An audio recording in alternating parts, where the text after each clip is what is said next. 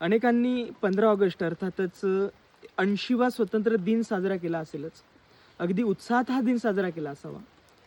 परंतु त्याच वेळी एक आठवणं गरजेचं आहे की आपण अनेक वर्षांपूर्वी नियतीशी केलेला जो करार होता, त्या कराराची पूर्तता आपण केली आहे का?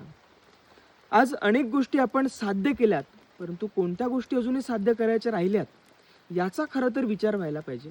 त्याची आपण कारण मीमांसा करणं गरजेचं आहे.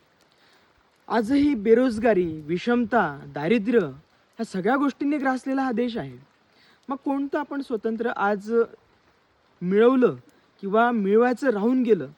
राजकीय स्वतंत्र तर आपण मिळवलं, त्याला 80 वर्ष पूर्ण झालीत, पण सामाजिक स्वतंत्र त्या बाजूने काय आपण विचार करतो आहोत? आपला पुढचा जो उद्देश आहे तो सामाजिक स्वतंत्र साध्य करण्याचा उद्देश होता. पण अजूनही एकूण 80 वर्ष पूर्ण होऊन सुद्धा आपण 80वा स्वतंत्र दिन साजरा करतो. फक्त साजराच करत राहायचं का? याची कारणमीमांसा आपण केली पाहिजे.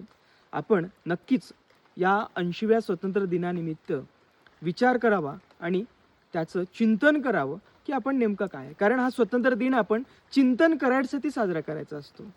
म्हणून काय राहून गेलं आपल्याकडून त्याचा आपण विचार केला पाहिजे. त्याच निमित्तानं 80व्या स्वतंत्र दिनाच्या संपूर्ण भारतीयांना मनापासून खूप खूप शुभेच्छा.